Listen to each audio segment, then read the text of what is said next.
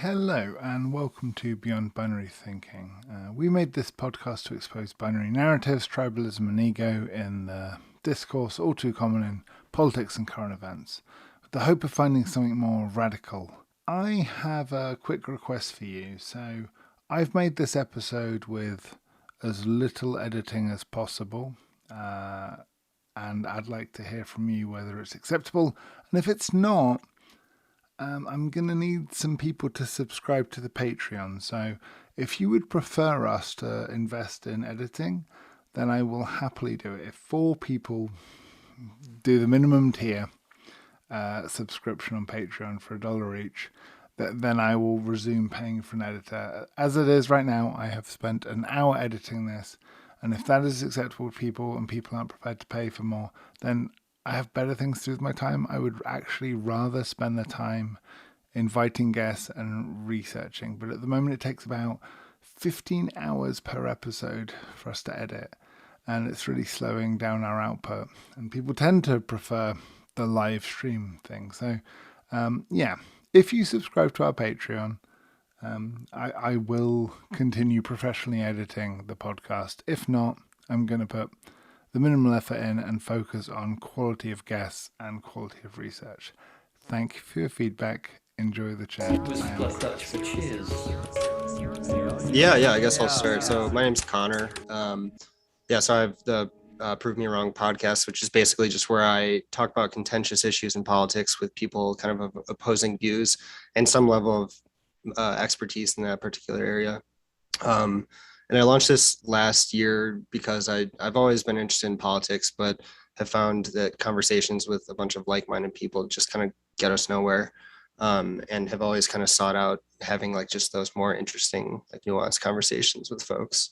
So aside from, that, I currently work for a solar company. I live in Denver, Colorado. I'm from Chicago. I'm excited to be on here and talk to you guys.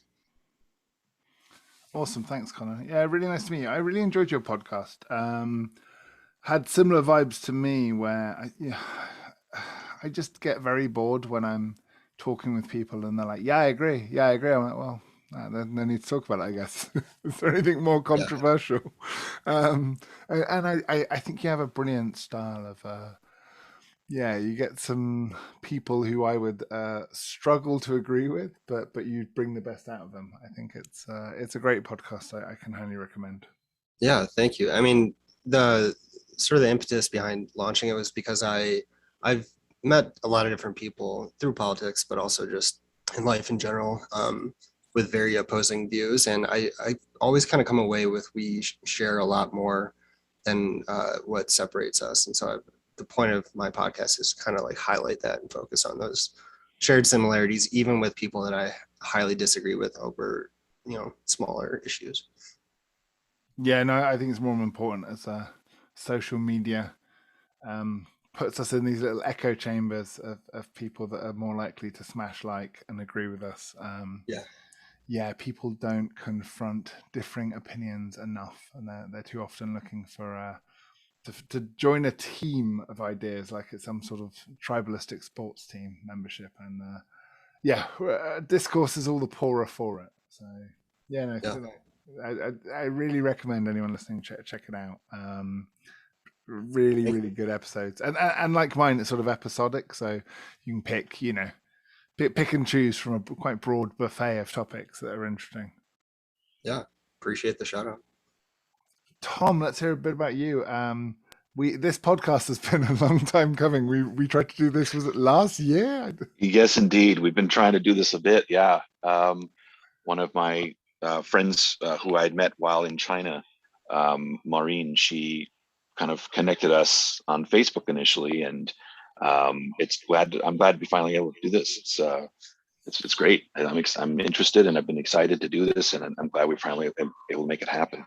Yeah, well, a lot of things have happened in China since. Oh yes, that's year, indeed. So it's a good time to do it. Yeah, ironically, it's funny. Until last year, I was working as a educational consultant internationally, helping helping students of all ages, but mostly middle school and high school age, who are interested in studying overseas. They want to study in the UK, in Canada, in Australia, and of course in the US, which is where I'm from. And I was supposed to go back to China, to Wuhan, believe it or not, in late November, early December of 2019 for another consulting gig. And I kept getting my flight pushed back. And they kept saying, oh, no, hold on, we're going to delay it. We need to delay. There's a bit of a health crisis going on over here. And I started talking to some of my former colleagues and who were still over there. And they were saying things like, oh, the government has said that for safety reasons, we need to stay in our apartment in quarantine and just hunker down. So we're getting everything delivered. And I was like, well, how long is this going to last? And like, oh, till March at least. And I'm like, are you kidding me? This was, in November, December. I'm like, you got to be kidding March 2023. So yeah, right. So I genuinely, that was sort of how I had heard about, before I even knew the term coronavirus. I started hearing people back over there just telling me about what was going on. And so finally, they kept pushing back my flight until finally it got canceled altogether. And since then, President Xi, in his infinite wisdom, Xi Dada, has made my entire industry essentially illegal by executive fiat. So I started doing this. My first time visiting China was in 1996. I went one of my very first trips abroad ever as a teenager. Went to China still in 1996. This was even before Hong Kong had transferred back over. It was still British at that point. And I've been going back to China ever since. I think I lived there in a grand total of about 7.5 years.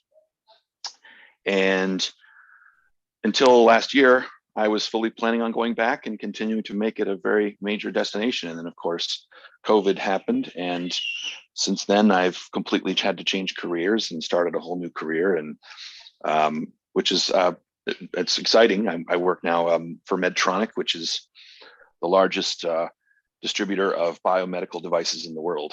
We help people get pacemakers and stuff like that.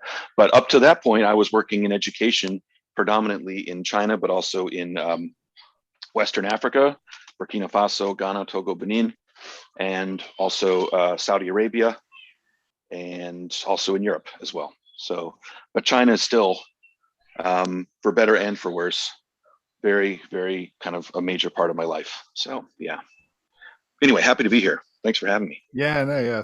Thanks for joining. That sounds like an exciting world tour you've done. Definitely give you a good perspective. I was surprised to hear, Connor, you'd also lived in China. Yeah, although not nearly as long as Tom. But I similarly worked for an education consulting company. It was actually my first job out of college. It's called Shining Way Education, and I assume that's one of the companies that's been cracked down on recently. But yeah, the first time I visited China was in 2011, I believe, just for a summer when I was working with an environmental NGO, if you can believe it, that was actually kind of sanctioned by the Chinese government. And I'm pretty sure that NGO doesn't exist anymore. But I was just very infatuated with China in general. It just felt like the Wild West of the East, and there was a lot of excitement around it. And so I started taking Mandarin classes when I came back to the US. And I've always been interested in environmental science, and I saw the potential for US China international negotiations in the future regarding climate action. And so in 2013, I think, I returned to China to study abroad and practice again Mandarin and study Chinese culture and international relations. And then, like I said, after graduating, I worked in China with an education consulting company in Ningbo, just like south of Shanghai by I think 2 hours via train. And it was a great experience. I mean, China is still very close to my heart. So in total, I've probably just spent like under 2 years there. But I definitely would like to go back at some point, and assuming she allows it in the future. But yeah, I'm excited to hear, Tom, obviously your perspective on where the country's headed. Yes, indeed. Yep. So Okay, basically Interesting. doing similar stuff to you. So helping Chinese students, mostly high school and college age kids, kind of navigate the application process for schools Gotcha. Yeah. abroad. Yeah. That's I mean, it used So, to be at least a huge industry. so before we get into the question of the future for where China's headed, which is a big one, I'd like to start maybe just a bit more personal. I'd love to hear from you, gentlemen, how traveling to China changed your perspective on the US. Um, Yeah. oh, go ahead. No, go ahead, please. So I would say, well, it's kind of tough because at the time, like I was, one of the things I noticed was just a complete lack of interest in just politics in general within China, and I viewed that as a detriment. And looking back at American democracy, I really kind of valued the fact that a lot of people here are like very engaged and following Congress and paying attention to politics and feel as if they have a voice in the overall direction of the country, which I just didn't really get a sense of in China. Again, at the same time, I did feel that Chinese people are very much like Americans and generally want the same thing. They were very excited about the rapid growth of China at the time. A lot less nationalistic than and like kind of jingoistic than I think some people assume that Chinese people are. Um, but one of the things that did stand out to me was just like how um, overwhelmingly consumerist the country was, and how because it was, we've seen this massive migration of people out of poverty. There's just a very large obsession with demonstrating material wealth, and obviously that exists in the U.S. as well, but it just felt much more obvious and blatant in China. But overall, I mean, like I said, China is very close to my heart, and I still have a lot of friends who are there who I would love to visit and see again. It's interesting to hear what Connor was saying about China, in his opinion, being like Chinese people being less jingoistic and nationalistic. I think that's true to an extent, but I find actually with younger generation, when I say younger, I mean younger than me. I'm 40. Uh, but I don't know. I feel like that's on the rise again. There's a resurgence, particularly with young people, in this kind of it's really important that China does well. We need to do it for the sake of China. We're proud of being Chinese.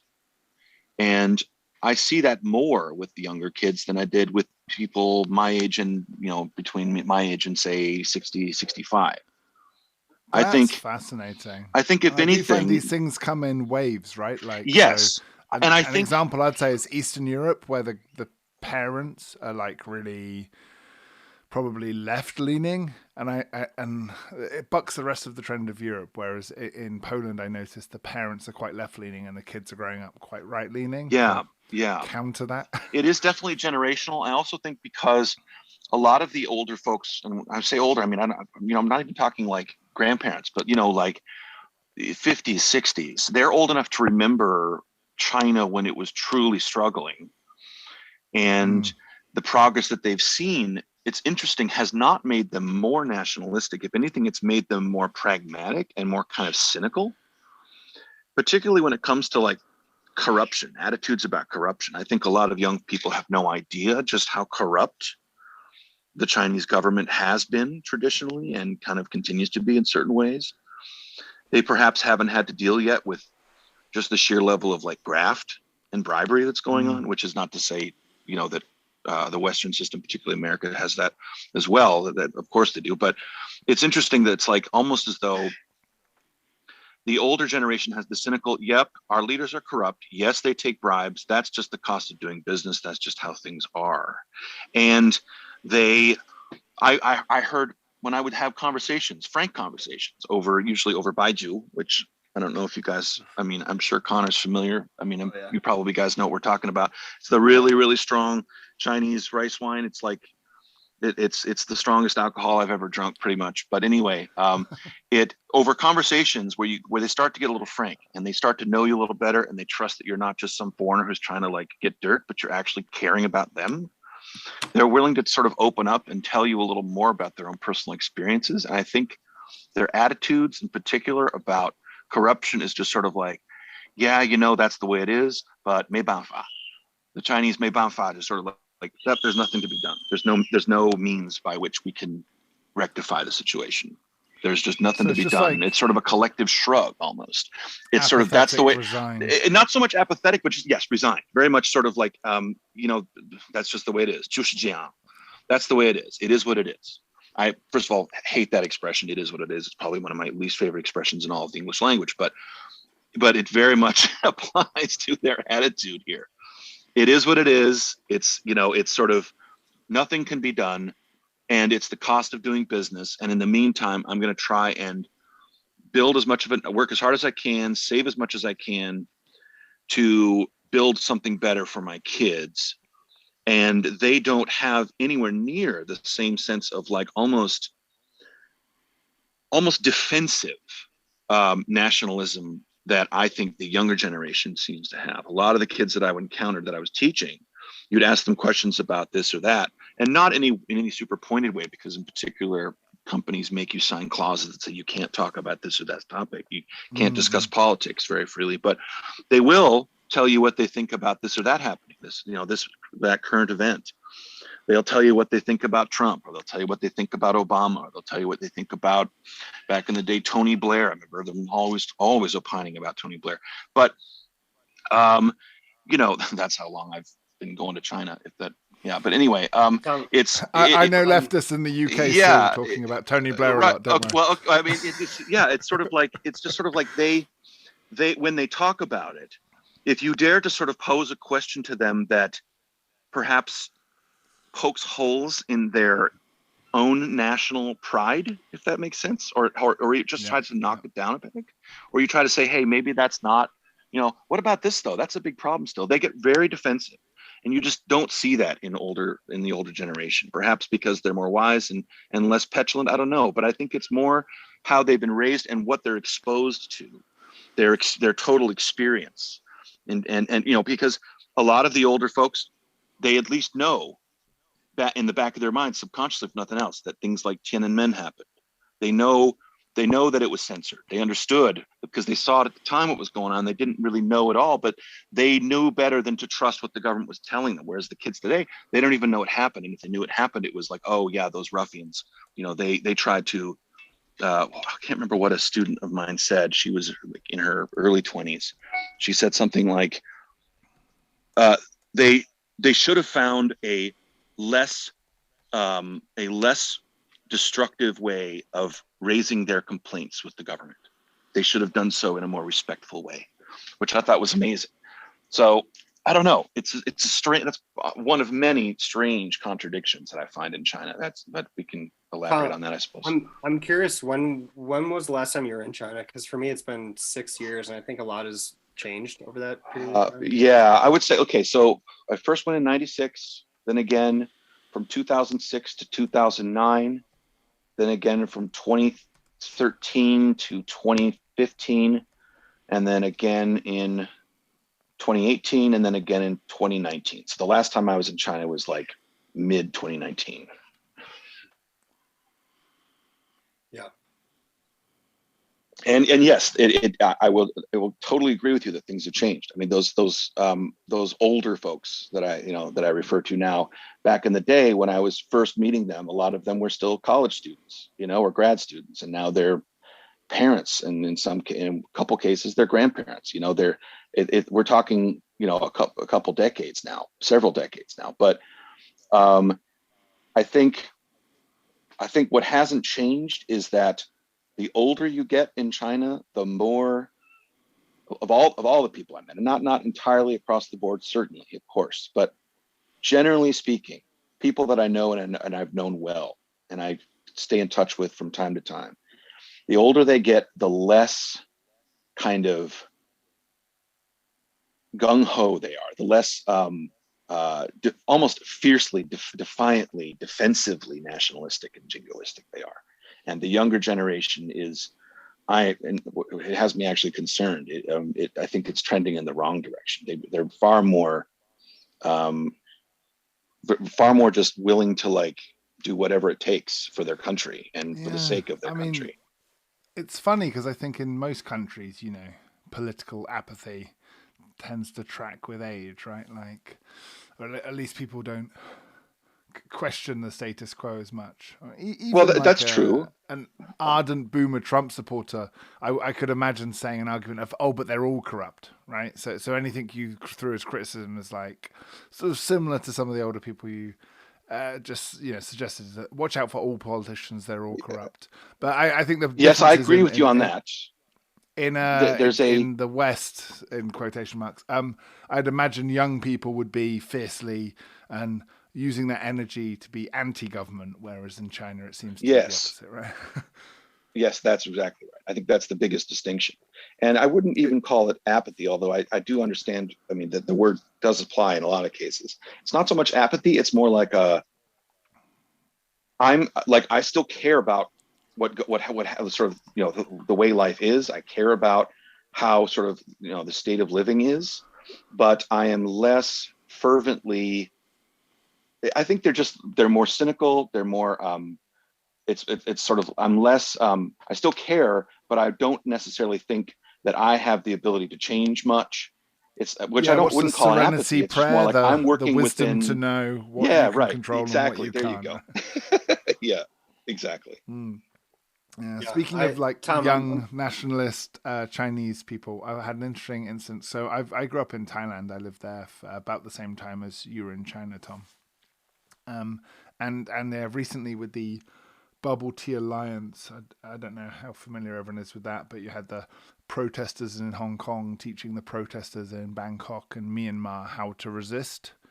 Um, and so there was this big online presence of young people in Southeast Asia learning how to resist authoritarian regimes. And the young Chinese trolls started flooding these websites.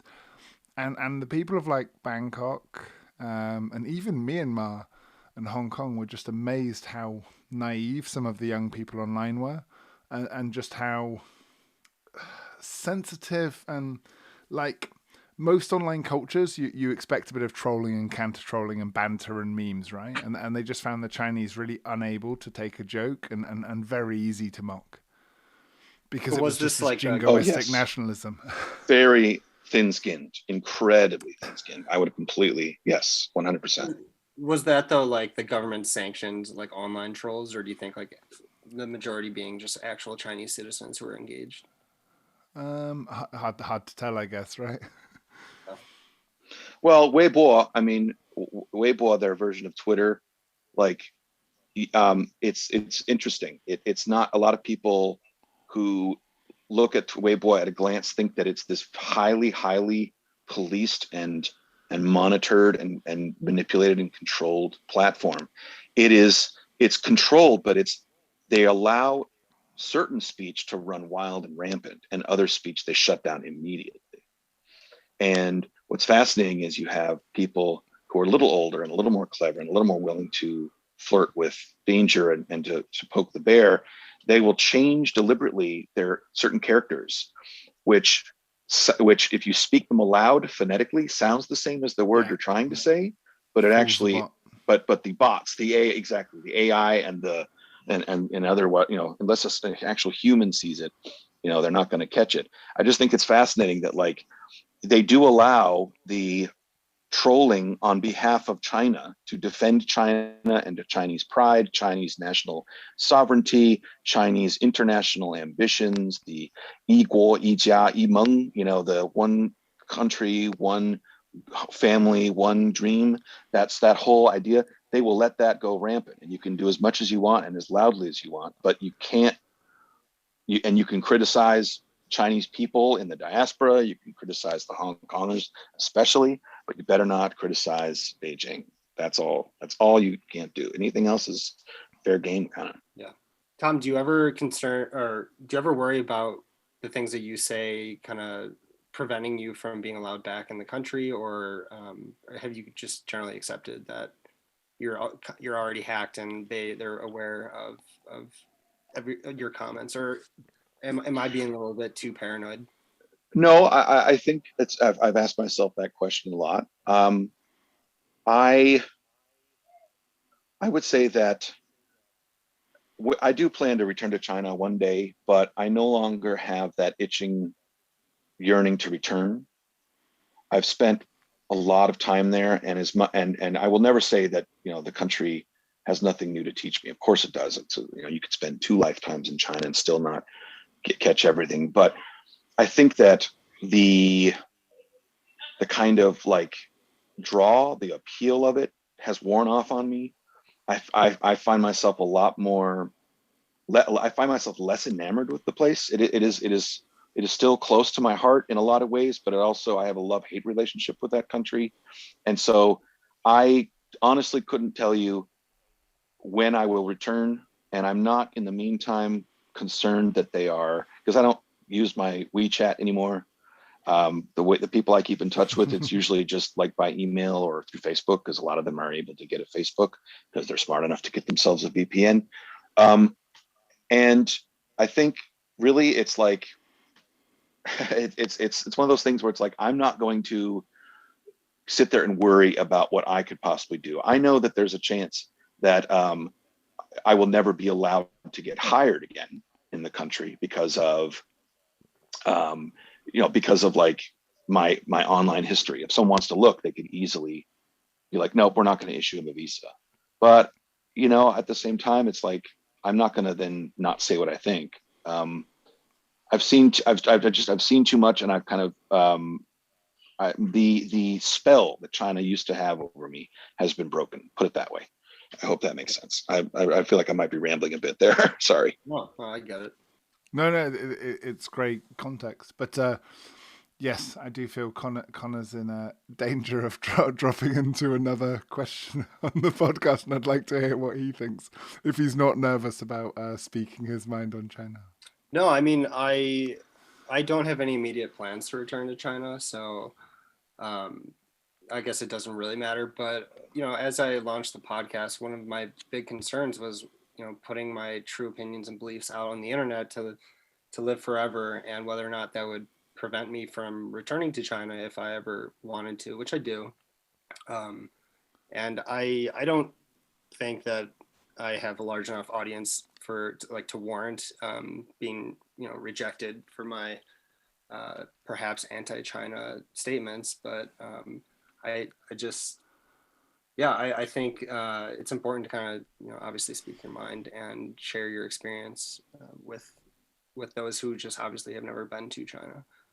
Especially considering I've talked to a few friends lately, conservative friends, kind of like off the record, about just politics in general. And one of the things they always bring up is China, and it's starting to generate similar um, sentiments of like not that I was really politically aware at the time, but pre-invasion of Iraq, where we're just kind of like shifting the focus to another enemy, and the same sort of voices like the John Boltons and The Hulks are circling, right? yeah, exactly. You And can so sense it. it's hard for me to jump on board with that sentiment given the people who are kind of leading the charge.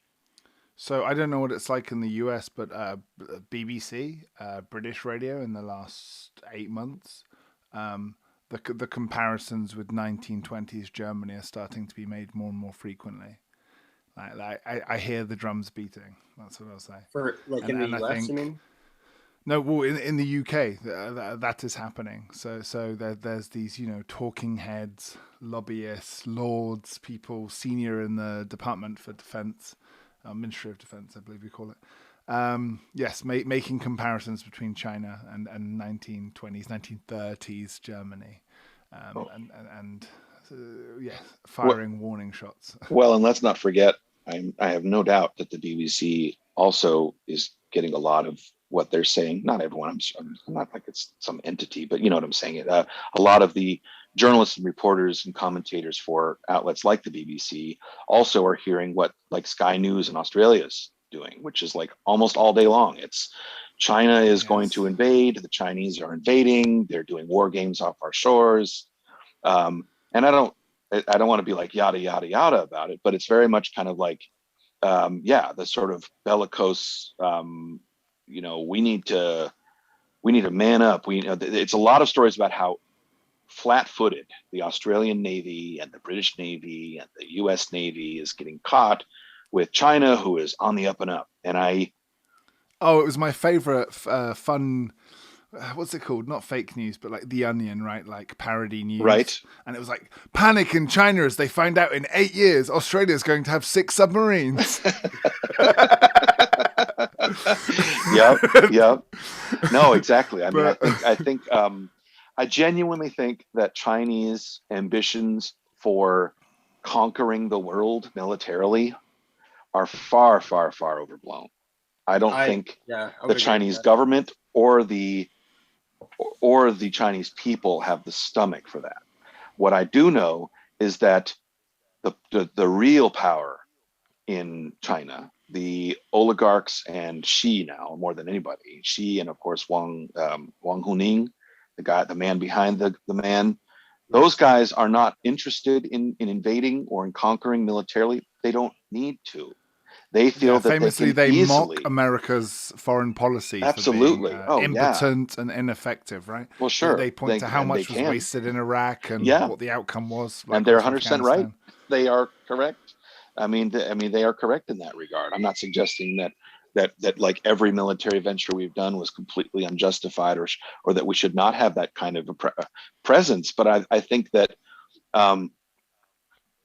I just think that they don't have the stomach, nor do they feel the need to have some sort of military. They will definitely annex Taiwan in whatever way they feel they can. They're certainly going to try. I just don't think that they're going to go to full-blown war with the major powers over it. I don't think that they would want to, and I also don't think they would win. But I do believe that they can more easily, patiently, deliberately, methodically, painstakingly, carefully dismantle our economic, soft power, political, socio-political power on the world stage. Yeah. And the rest we just do ourselves. We just shoot ourselves in the foot over and over and over again and look like the fools over and over and over again. And they can just sit back and continue to make bank and build bridges and do handshake deals with terrible people all over the world and for the sake of more economic and soft power and influence. I think that's all they need to do. Well, this has been fascinating to watch because China sort of watched America at its finest, right? And America at its worst, and sort of taken the greatest hits, right?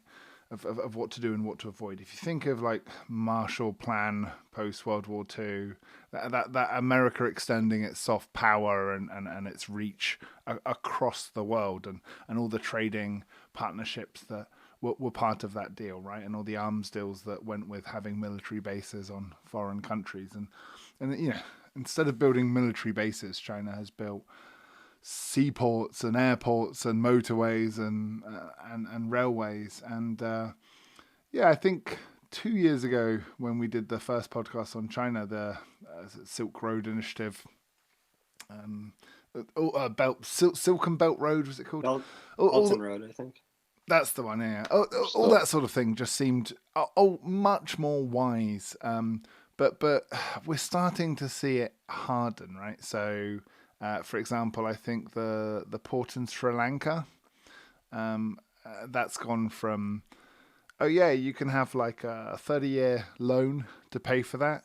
And as everyone predicted, payments started lagging, and so China's just now seized that port in Sri Lanka, which will become as important as Singapore, many predict. Likewise with many African countries who happily took on debt on 30-year payment terms and are now about to find out that most of the West Indian Ocean is now Chinese. It just seems to be firming up. And the way I always look at China is that, I don't know if you gentlemen play the board game Risk, but the player that takes a territory every turn and then takes their card and patiently waits will always beat the one that kind of is always fighting on different fronts for different reasons. And comically, they found... they knew they'd kind of missed the war for oil, but they think in longer term. And if you look at what they've been doing in Tibet and Nepal they have a lot of water, which is about to become a real problem and a resource that many people are looking to. So, yeah, I agree. I don't think their plan is to start World War III, but their plan is definitely to grow more powerful, and they seem to be doing so more competently than anyone else. Yeah. Yeah. I mean, not to beat a dead horse, but I agree. I think China has traditionally just been relatively anti-interventionist. And so I think they're just more focused on, at least for the time being, regional hegemony. And I think the vast majority of their military spending, which is like 3 times less than the U.S., is just focused on internal, domestic, and securing its borders. And yeah, Chris, I would agree. Their focus, at least currently, is the Himalayas and all the water that it provides. Obviously, the region, but yeah, again, I just kind of feel like a lot of the perhaps they're just focused on the long game, but a lot of the concern over China's growth and future plans for global dominance is just kind of perpetuated by maybe like Raytheon and Lockheed Martin, but not. Yes. Yeah. I noticed the US military is so desperate to increase military spending, but running out of enemies that it's starting to release more and more alien footage and using that as an excuse to invest more in military spending. Yeah. Whatever it takes, right? Gotta keep that gravy train going, man. Well, yes, and I mean, so this is kind of the point of my podcast is I think too often the people that fall on one side of this debate, right? There are obviously pro-Chinese, but there are also famously tankies in the West who will defend China and excessively, right? Will excuse every action and do a whataboutism. And I think what gets missed by anyone picking a side in this is the obvious point of the synthesis. Like, so you can criticize America or China, but both have corporations and are kind of part of the same global supply chain. And I think this is what's often missed is that the sweatshops in China are making stuff for the companies in the West, right? This whole debate about carbon dioxide emissions and how we fix that, it's very often, Western companies that are using China's manufacturing hub. And if you just connect the dots and forget their nationalism, it just becomes very apparent to me that, yeah, it's kind of pointless to blame one side in what is part of a very well-connected supply chain of corporatism. Yeah. I couldn't agree more. I think America and China, got in bed together a couple decades ago and are there's this intimate embrace, but it's like we're also stabbing each other in the back. We're clawing at each other, and I think that we are still inexorably linked in that we will sink or swim together. I think any kind of not even global war, but just a major conflict. I mean, I think that Trump's attempt to do a trade war, of course, that was like hilarious. It was the most like pitiful attempt ever. But an actual trade war would harm both countries significantly. And I think that for all the, I mean, we can talk about this. This is a whole other discussion. But for all of the kind of like bravado that China has been showing, and of all the flexing that they're doing all over the world, the cracks are showing within their own country. And I think that the cracks go deeper under the surface than people fully are willing to admit. And I think that a lot of international analysis misses. And we can talk more about that. I don't want to sort of take a whole other tangent, but I think that it's sort of like America it's unquestionably America's empire is on the decline, but it's because of the rot from within. And I think that China could very much face a similar fate based on how they're running things now. Yeah, I mean, economically speaking, their rate of growth is slowing, and they have a very much aging population, which is going to threaten that growth even further in the future. But yeah, I think it's obviously too soon to tell. Yeah, I mean, Tom, to your point, yeah, I don't think anyone would argue that the U.S. is not, on a decline right now, and I think the the only real solution is kind of, especially given how democracy is kind of backsliding around the world, is the only solution really is to lead by example, which we're clearly not doing, because if it just comes across as hypocritical, especially given the sort of rollbacks of democratic institutions within the U.S. And our just general inability to get anything done, specifically related to global issues like climate change. But again, that's kind of another tangent that I don't necessarily want to direct us down if we're not interested. I enjoy all tangents, and to mix the getting in bed together metaphor, I thought of one that it's a couple that gets in bed together and both sides are farting and then blaming the other one. There you go. That's actually quite apt. I've never heard that, but I liked it. I just came up with it. So. Nice. I was just sort of this notion that, I mean, China is on the rise in a way, but I think that their rise is the foundations are cracking.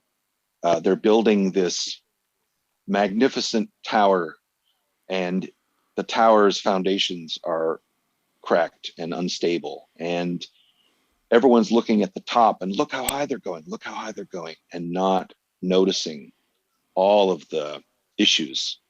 I wish I could say this wasn't true, but I think the thing that I most notice that China and America have in common right now, more than anything else, because there are a lot of commonalities, is that our peoples are both in a state of quiet, living lives of quiet desperation. I'm not talking about the elites that own most of the wealth. I'm not talking about the truly successful and the truly powerful. I'm talking about the masses, the vast majority of the everyday average Joe, everyday average Wong. That people are struggling, and really, really, really struggling to sort of find meaning in their lives, because so much of their lives are controlled by the grind, by the 9 to 5 or the 9 to 9. In China, it's I'm working 6 days a week, maybe even 7 days a week, and I'm working 10 to 12 hours each day. And add to that another couple hours of commute. I only see my family maybe once a year during Chinese New Year, and the rest of the time I'm all alone in an apartment. Or I'm just, it's me and my wife, and we can't afford a kid. We can barely afford a dog. We can't even afford a car. So let or alone a younger person that can't afford to marry, yeah. Right, can't afford to marry at all, or entire swaths of the countryside where there are no young men, there are no young women. It's just all old people trying to get by, trying to subsist, and what their kids and their grandkids are sending back every month isn't enough. And in America, you have people working 2-3 jobs. They are working till they drop. They're neglecting healthcare. They're neglecting recreation. They're neglecting time off and just time to do something else besides be productive.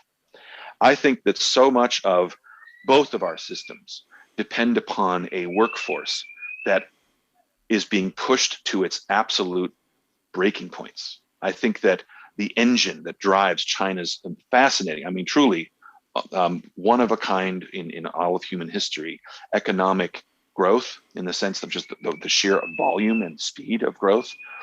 I think that machine that they're sort of riding that train on is starting to really be taxed far too much. And I think it's the same for America as well. We have this powerful military, but we forget that, we can't even get computer chips made on time now. You can't even get, I realize I'm kind of bouncing all over the place, but it's I think it's really important. The whole system is tearing at the cracks, and the whole system it really is. We're pushing the engine at red line, and we've been pedal to the metal, or pedal to the floor this whole time, and I think that it's just starting to show wear and tear. In our country, it is manifesting in higher incidences of depression, suicide, alcoholism, drug abuse. Crime has gone up.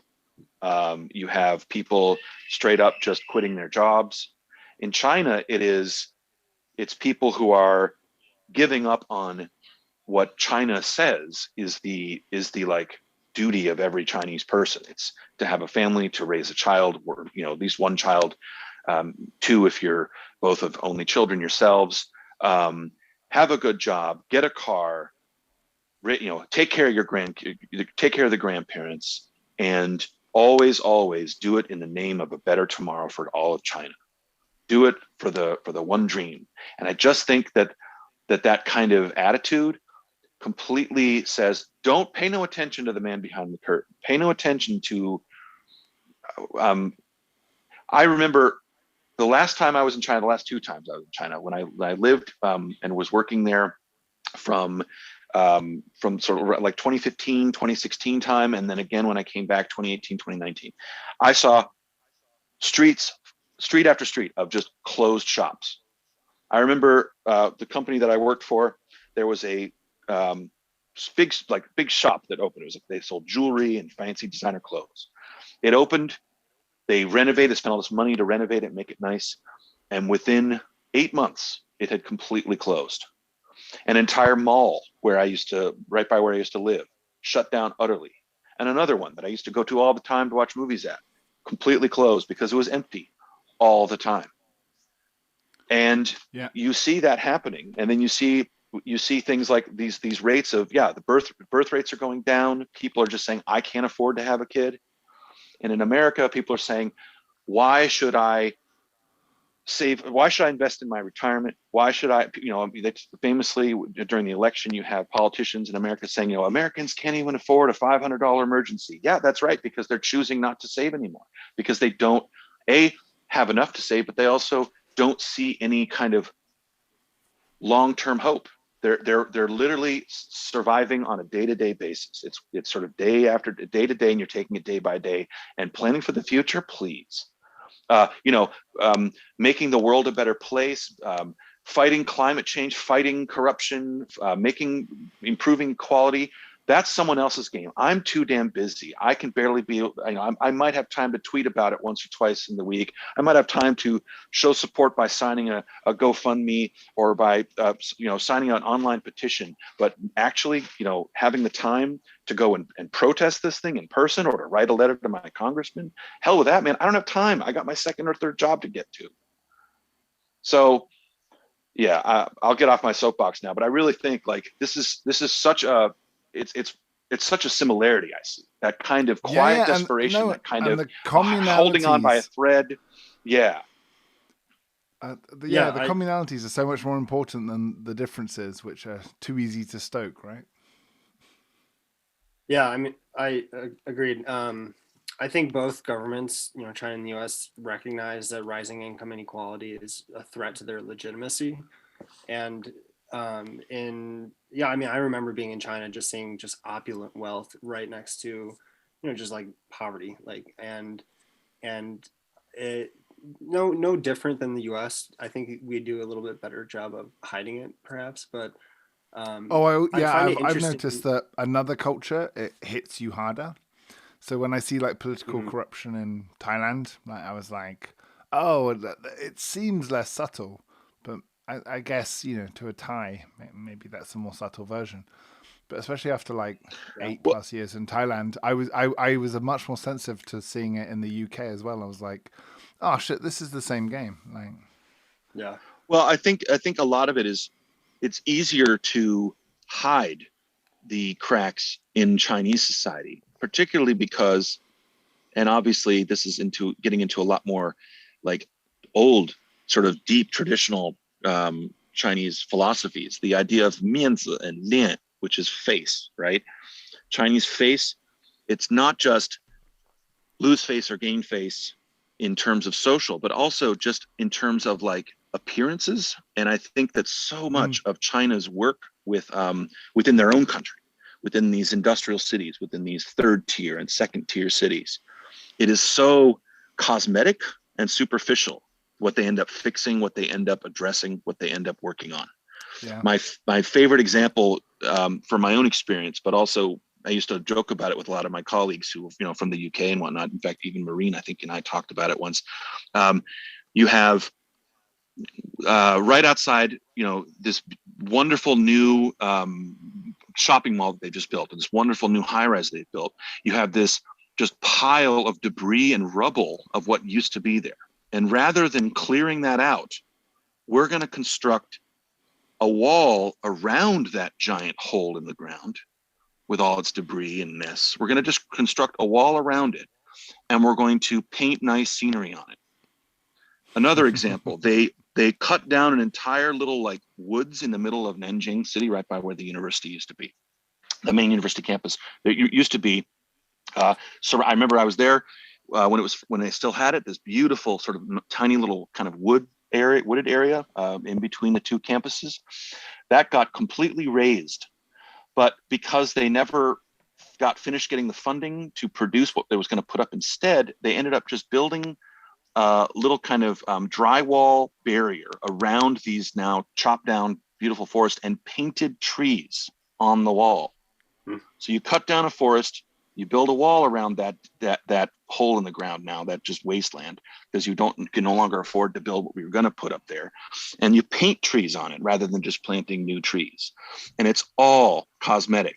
You go and you hire someone. I remember I would hire someone to come and fix the wiring in my apartment.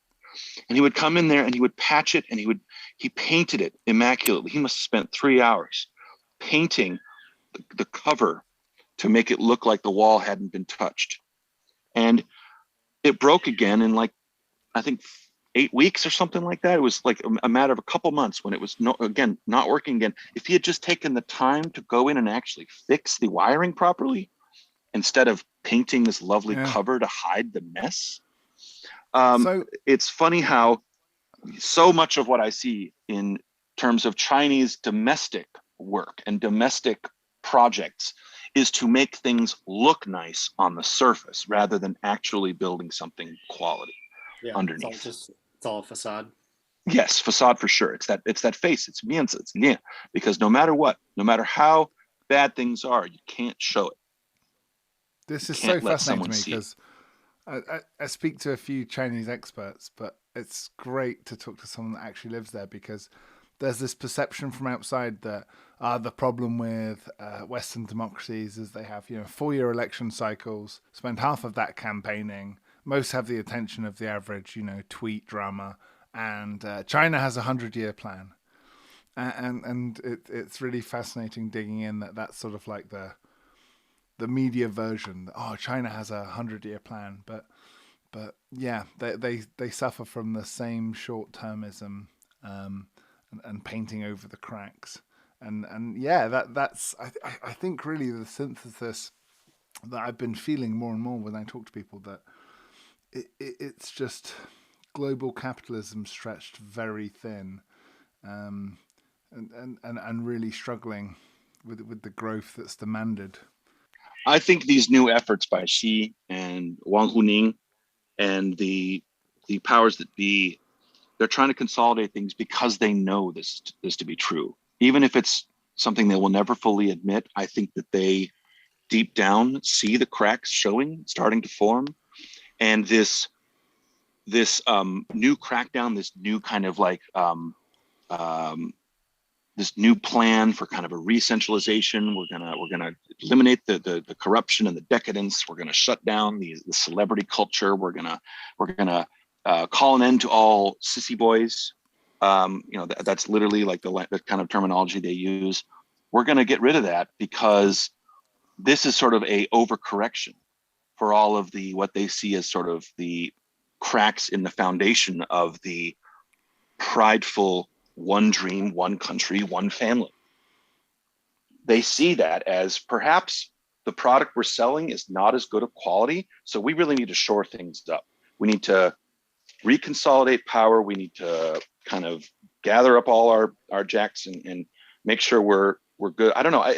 It's hard to know for sure. Obviously, we can't predict where this will lead, but I really feel like rather than trying to flex muscle and say, look how strong we are, look how strong I am. It is, guys, this is starting to like fall apart, and we need to kind of put both hands back on the wheel, because look at what's happening in America, especially, but not just America, and look at the cracks forming in the EU, look at the increasing isolationism and the increasing kind of balkanization of different factions, tribalism, et cetera, et cetera. We need to put our hands back on the wheel and make sure we got control of this thing, because we're going to have to white knuckle it. I don't know if that makes sense at all, but I feel like that seems to me to be the reason behind it. It's very much similar to what Mao and his disciples tried to do when, after these great economic shocks and after these great sort of cataclysmic events happen, we need to reconsolidate power. We need to reaffirm our control, because otherwise this thing's going to get away from us. Yeah, I mean, it's going to be interesting to see whether or not this experiment and just social engineering is going to work to fight back against liberalization, but also just, rising income inequality, like we mentioned. But I do find it interesting. I think, Chris, you sent that article about Wang Huning and sort of his growth to the person that he is today, behind the scenes, kind of pulling the strings, and how many similarities there were between his sort of analysis of American culture, acknowledging like the breakdown of family structure, for example, the loss of just like national unity or a sense of like manliness, and like free speech, and how a lot of those sentiments seem very similar to things that I've heard from people on the far right here in the US. Yeah. My problem with the culture wars is that it often ignores the economic reasons, right? Like the reason so many people are desperate and lonely is, and as we've already alluded to, because they're displaced from their family. They have to go to a 0 hours contract job. Yeah, that's shaky at best somewhere else, and it's hard to find someone to love, and all these things. And I think often I hope they don't go around the far right solution for everything, which is the culture wars, and we just need to stop those feminists from talking. Yeah. I mean, stop eating all that soy. Yeah, I totally agree. I think the culture war they're just using to distract from the bigger issues, like you mentioned. I mean, I agree with you on that. They're using it to distract. I think there's definitely it plays into the right wings. And when I say right wing, I mean truly like extremist, and not just right wing, actually left wing extremists as well. This kind of division and this kind of fractiousness and this desperation plays into their hands. The culture war, in my opinion, frustrates me because it's like, yes, obviously, it's ridiculous for them to say, we need to get these feminists to be quiet. We need to get these LGBTQ people to be quiet because that's the problem. They're also saying, but the problem is that everyday average folks, the working guy who has 2 jobs, he looks at the bickering going on. He looks at the bickering going on online, and he's like, I don't have time for that crap. You want me to call you? You want me to call you whatever you want me to call you? That's fine. I'll call you whatever you want to call you. But can we get back to the issue here? The bridge outs that I take into town is crumbling, man. And like last month it collapsed and someone died. Like, can we get that taken care of, please? Can we stop talking about culture war crap? I mean, I'm not saying that it is crap. Obviously, it's important to a lot of people and for good reason. But I think that for a lot of folks who are too damn busy to pay attention to that, they hear the politicians and the powers that be talking about it, and they're like, oh my God. It's why they become apathetic. It's why they become disengaged from politics. It's why a lot of them say it's why they create false equivalencies between both sides are just as bad. I mean, they aren't. They are not. If you just look into things objectively, I think they aren't. But, and I'm not saying that one side is quote unquote better, but it's just that there are certain things that are happening that people are not seeing because we're having the wrong arguments. We're fighting the wrong fights. No, I've often said we've taken our eye off the ball. The middle classes get obsessed with this sort of navel gazing, and I call it dinner party etiquette, right? Of the privileged classes, and they're often shocked when working class people vote for the evil racist one, who shall not be named. but yeah, simply put, Mango Mussolini. yes, I don't think anyone is surprised to hear that a lot of working class people in America don't think the Democratic Party represents their best interests at heart. And if their best sales pitch is they're the lesser of two evils, well, that's a pretty shitty sales pitch, right? Yeah. It's not just the lesser of two evils. It is, you better hitch your wagon to this piece of shit, because the other guy, it's not just he's a piece of shit, but he's not an existential threat to you. It becomes that. And I think China which is literally like they used the threat of Trump to push through Biden against Bernie. We all know that story, and we're going to get off topic. Yeah. But it's been quite telling that Biden spent the last 3 weeks doing a tour of all these factories where there are strikes and saying, we just need to crack the whip harder. The working class need to pull themselves up by their bootstraps, and we need to turn these factories on 24/7. That was pretty much his message in the last month, right? Well, but to the guy who's working, he gets up at 4 a.m. to go work his day job, and then after that he goes and works a shift, driving for Uber or driving for a delivery driver service or working at McDonald's, and then coming home. Maybe he gets to say goodnight to his kids before they're asleep, but otherwise, their kids are already asleep, and he maybe gets to have a microwave dinner. His response to that is, go fuck yourself. You don't know you don't know my life. You don't care about my life. And it's almost, I cannot tell you how many people I know and have met, and including members of my own family, who voted for, you hear these, as you said, yes, dinner party conversations for people who, their lives don't particularly change one way or the other, depending on who the president is, but some people's do. And they just sort of have this sort of, oh, they're voting against their own interests, And that guy says, go fuck yourself. Like, this guy wants to blow up the whole system. Yeah, the system is bullshit, and it's been bullshit. You're going to hurt my economy. Yeah. And the argument is, well, the economy doesn't serve me right now.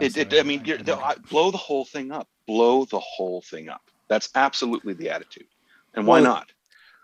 Yeah, I mean, I definitely understand that sort of reaction from Trumpers who were appealed to like his campaign for that reason, but also in defense of Biden, not that I'm like a big Biden fan by any means, like at least he's like somewhat trying. I think the Build Back Better plan is an example of how the Democratic Party in general is trying to invest in these kind of rural communities that have been kind of losing out in the increase of globalization.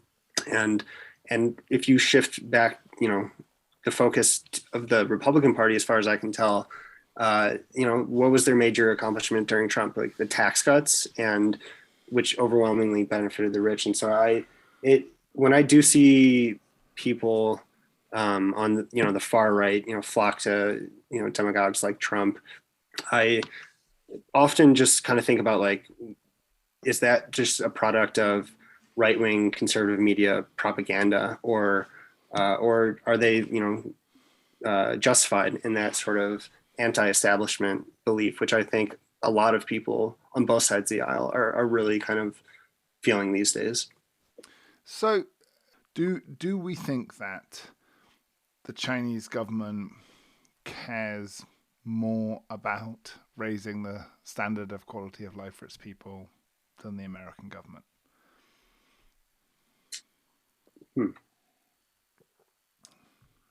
Be that out of love or fear, either or. I think, yes, I was going to say, because we wanted to bring it back, obviously. Bringing it back to China, obviously, the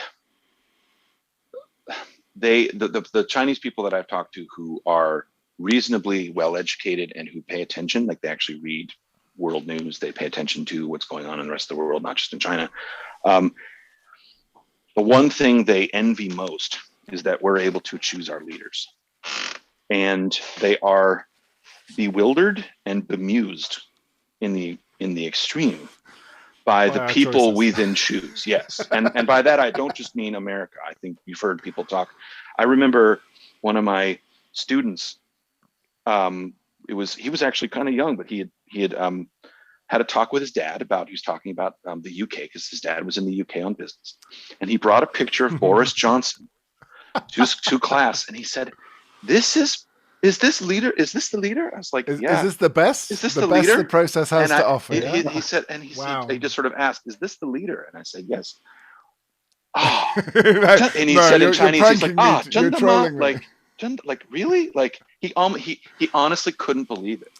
And well, I'm not going to be initially, comfortable defending Boris Johnson. no, and that's all right. I'm not asking you to, but it was a perfect example of so many people that I know who actually, it's sadly to say, rarer and rarer that you find a Chinese person who has admiration for and affection for American and Western culture.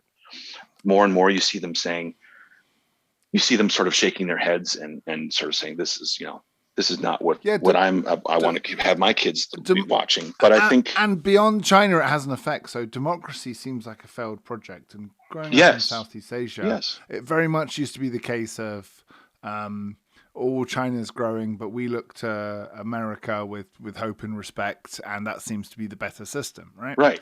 And in the last 5 years, I'd say that hope has all but died, and they've said, oh, well, the Chinese seem to be doing better, so we're going to go for, look at the Philippines. Indonesia's kind of always had that issue. Certainly Thailand now. Okay, we'll just go for one strong leader and not waste all this time on elections and bickering. There's a great book by Chris Hayes, who now is an MSNBC guy. And that tells you a little bit. He's very, very liberal, but he has a great book called The Twilight of the Elites.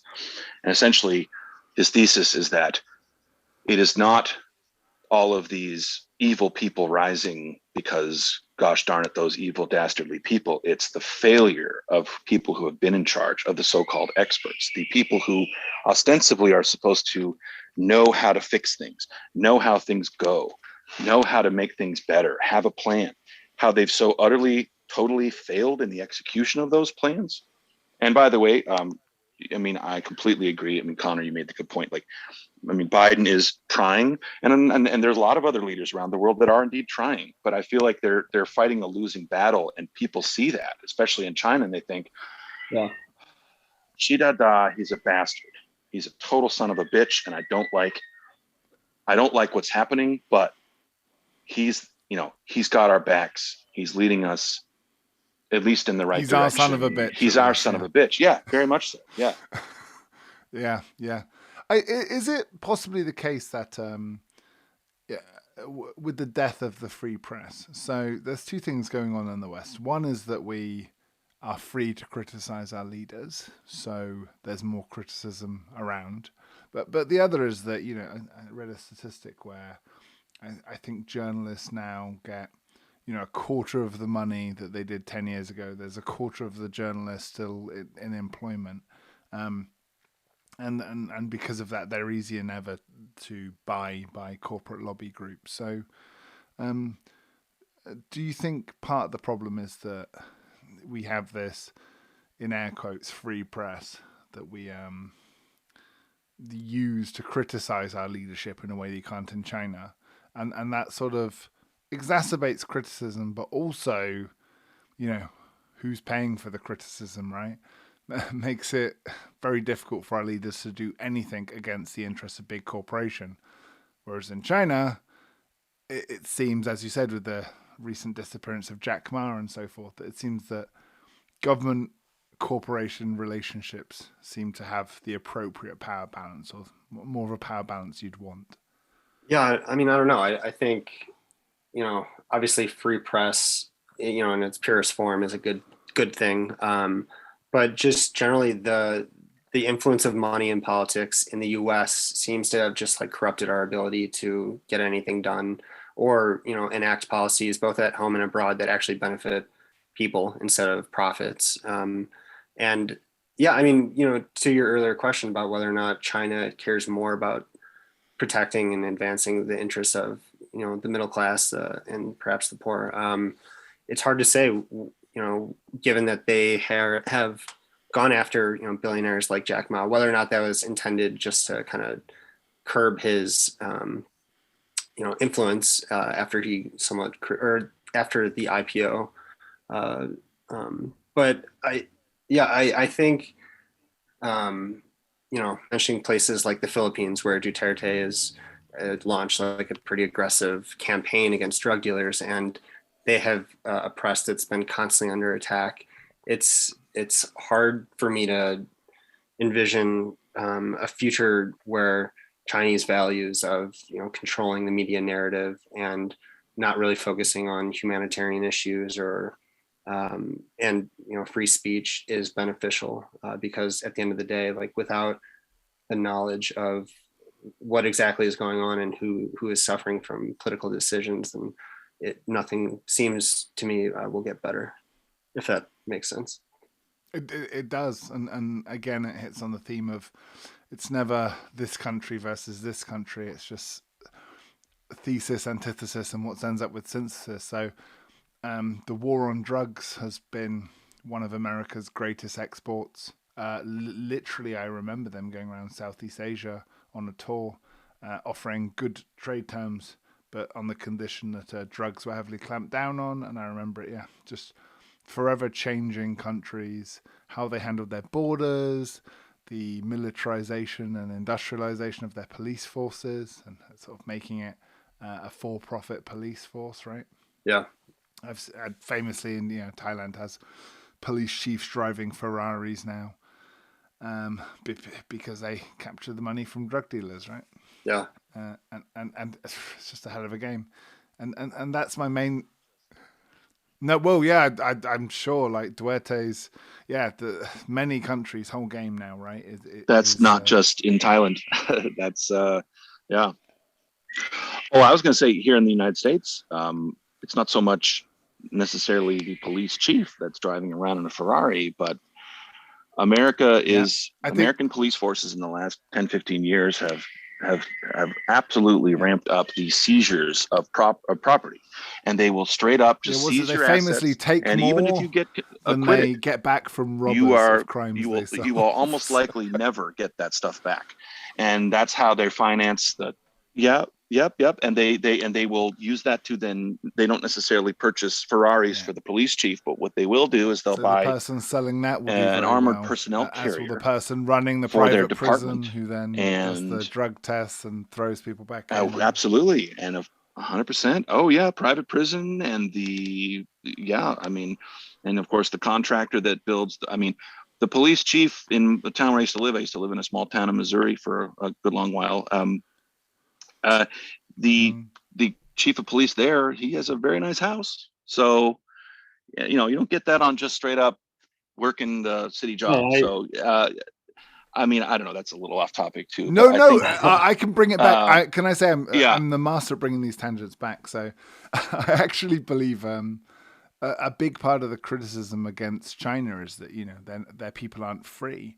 But when you look at the percentage rate incarcerated in America compared per capita, to China, yeah, I think America wins per capita. I also can say definitively that while in China, I never was intimidated by a police presence. I never felt. Rarely, if ever, felt in any way intimidated by the cops in China. And I was. But is that white privilege? You do. No, I wouldn't say that, because I think I had many friends from Africa, from Latin America who were there with me, and the cops would come by, but they driving car. I never, like, if a cop pulled up behind me, I didn't feel the kind of level of tension that I still feel in America. And I have every reason to feel more safe with an American cop than someone who isn't white. But at the same time, I never felt, and none of us really felt, intimidated by cops in China. And I actually was arrested in China. And I spent the night in jail in China once. Ultimately, I didn't face any criminal charges, but it was, let's say I was punk and drublic, and I never felt particularly intimidated by police there. And you don't see this kind of heavily armed police presence in most places. The one exception being train stations and subway stations. And then when they would bring cash to the bank, then you'd see cops with like shotguns and assault rifles. The rest of the time you had cops who were not armed. So I don't know. It just, I never felt in any way like the police were going to show up and someone was going to get hurt or killed. And you sometimes still feel that way in America, even as a white guy. Tom, just to echo your point, I completely agree. And maybe it was white privilege being a foreigner in a country like China, but I definitely felt safer there than I do here. And like one example, I remember just like walking drunk through a city, a poor part of the city as well, back to my hotel, and just asking people along the way for directions because my phone had died. And never once did I feel any kind of concern about my personal safety that I can't really say I would probably feel here in the States. And another example of, on the topic of police in China, there were friends of mine who got into a fight at a bar, and the next day the police found them and brought the two parties to the police station and made them kind of work it out. And as a result, they, did not show up at the bar the next day and, have a fight again as they were planning. And I think that just kind of goes to show that China, perhaps in this, small example, is focused more on like preventative measures than de-escalation, than reactionary. And that community policing, it used to be called. Right? Yeah. And, looking at bringing it back to the larger conversation of, foreign policy, the fact that the US, for example, spends like 50 billion on diplomacy and then 700 billion on, the Pentagon budget is just a demonstration of how we have an imbalance of priorities, in large part, probably because diplomacy is not profitable. Well, the two go hand in hand these days. You'd be surprised. So I was interested to find out that America recently offered Thailand free vaccines. And I don't know if you're familiar, but Thailand has accepted the Chinese vaccines, which aren't as effective, probably because someone's getting rich off of that deal. But America offered Thailand, let's say 2 million free vaccines, right? And it was a bit of a shock that the Thai government turned it down. But when the journalists looked into the case, they found that it was on the condition of buying 50 tanks. So it appears that America is in the process of offering vaccine diplomacy as a foot in the door to offer another deal for Lockheed Martin on the side. That's always been really, since World War II, that has been America's number one export and number one means of, it's the gun diplomacy. We're going to sell you arms. And by selling you arms, the likelihood that you will, then go to war with us, we're going to give you McDonald's and we're going to give you guns. And in every country there's been a McDonald's, there hasn't been a war with America. So there's something to be said about that. I think that kind of brings me back to something you were saying earlier at the very beginning about social media as well. One of the smartest things that China really has done since the advent of the internet is to create their own separate branch of the military to control internet traffic. Yeah. So we have the Marines, the Air Force, the Navy, Space Force, the Coast Guard, Space Force now. But China has, in addition to those branches, they have the Internet Police Force.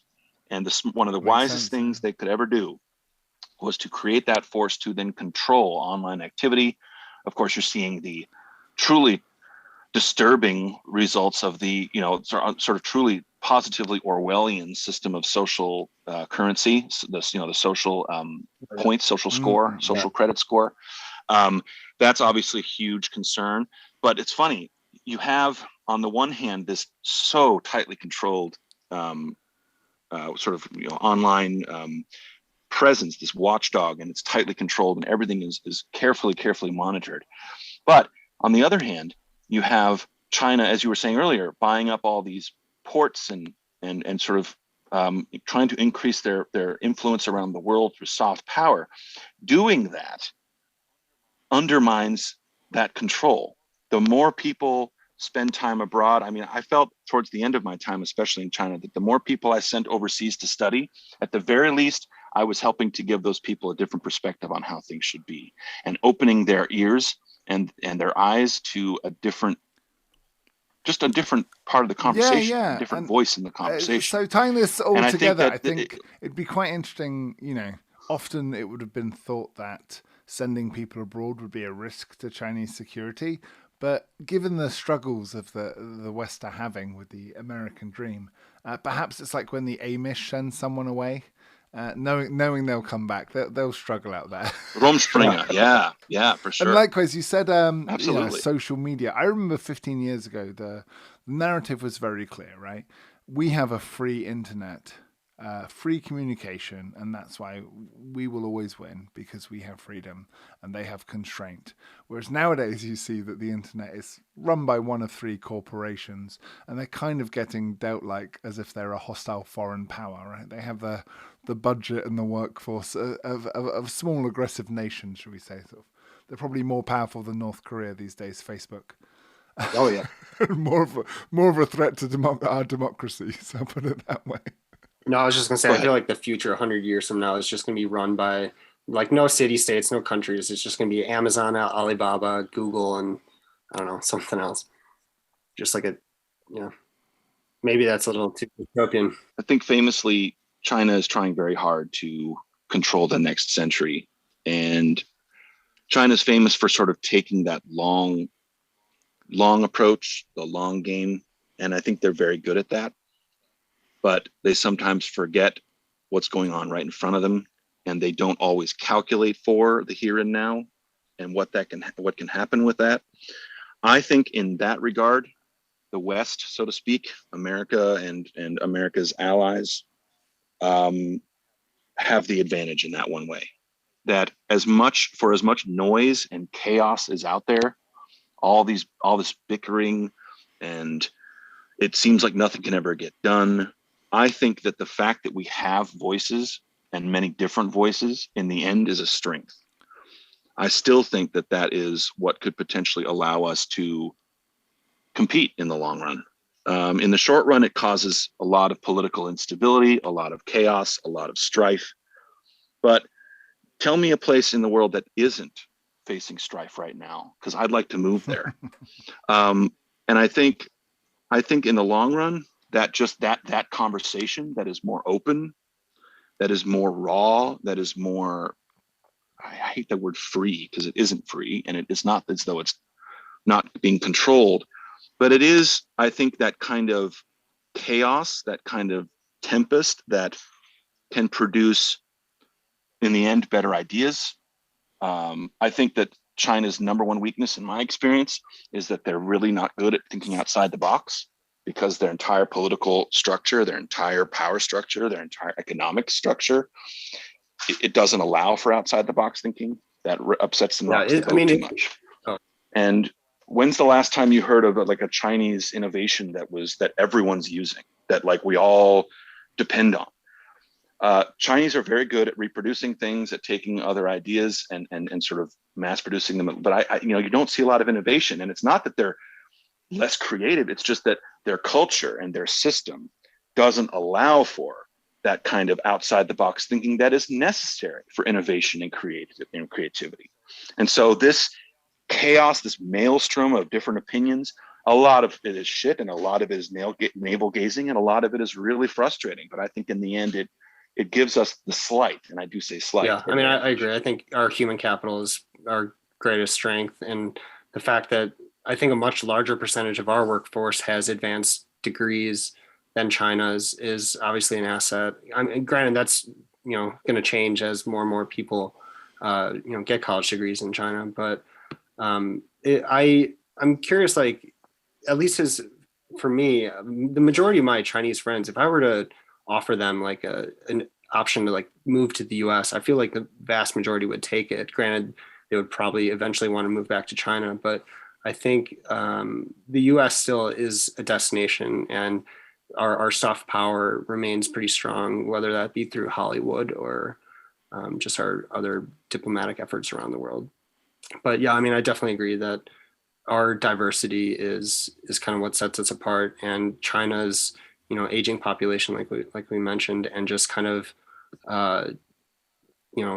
straightforward, don't rock the boat mentality that somewhat prevents innovation, which I think is what Jack Ma got in trouble for criticizing is going to prove to be a problem for them as they kind of advance in this more mature stage of development.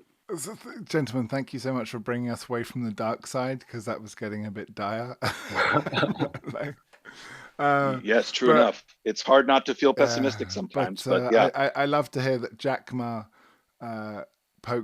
criticized China for not being able to rock the boat, and they proved him right. And not for nothing. Not for nothing. But there's only so many celebrities or powerful oligarchs that you can just disappear before people start to notice. Like China, like I can't remember the name of the celebrity, the actress who essentially her entire online presence was erased overnight. You can't Google her anymore. Like that would be like we're going to disappear Demi Lovato. I don't really know who that is. I know she's a famous that would be a fair trade. I think we should offer that as a concession to China. We're prepared to disappear Demi Lovato. But my point is, enough people know her. She has enough of an online presence, and enough of people care about her that like suddenly her disappearing overnight, people are going to notice and be like, "What the f?" So I really think that there's only so many times that you can do that. There's only I actually think, if we're trying to be like quote unquote optimistic, I actually think that these new crackdowns, this new kind of flexing of centralized power, the state cracking down hard, I think it's going to backfire. I really do. It's a bit of a sign of desperation. I do think it's a sign of desperation of their own type. It's different from our desperation for sure, and the problems facing America in some ways are similar, but there's a lot of differences too. I just think that their attempts to kind of refocus the national attention and we're going to shut down these companies that have been making too much money, and I just don't think it's going to work. I think it's going to have repercussions that in some cases we're starting to see, but I think the China has let the genie out of the bottle in a way, so to speak, enough that it's really hard. I love that expression. It's one of my favorites. It's hard to put toothpaste back in the tube. Like, I really feel that's kind of where they're at right now. Especially if you're sharing the tube of toothpaste. Right, yeah. So, gentlemen, what are the odds of China actually ruling in the next century? Well, it depends on how we define rule. I think. Do we think it'll be more like a joke with some of my friends? I think a bipolar power structure, at least for the next 50 years, is what we're looking at. But I think it won't just be America. I don't think America can do it on its own anymore. I think we really are going to have to, whoever is president, not just the next 4 years, but over the next decade, is going to have to do better at shoring up our alliances and strengthening, reconfirming commitments to treaties and alliances. And for all the criticism that Obama's PPT, the TPP, the Trans-Pacific Partnership, for all the criticism that got, and rightly so, his goal, his aim was admirable. He was trying to shore up a kind of bulwark of power to counter Chinese rise. And I think that we have to continue to do that, not in a way that's confrontational, that is combative, that is provocative, or that tries to antagonize China and Chinese interests, but simply to provide an alternative. We have to get our shit together. We have to come together, and we have to say, yes, China's way is working in some ways, but here's how our way is working. And then you guys get to decide which way is better. And I think that's kind of the way it was happening. That's why that's why America won the Cold War.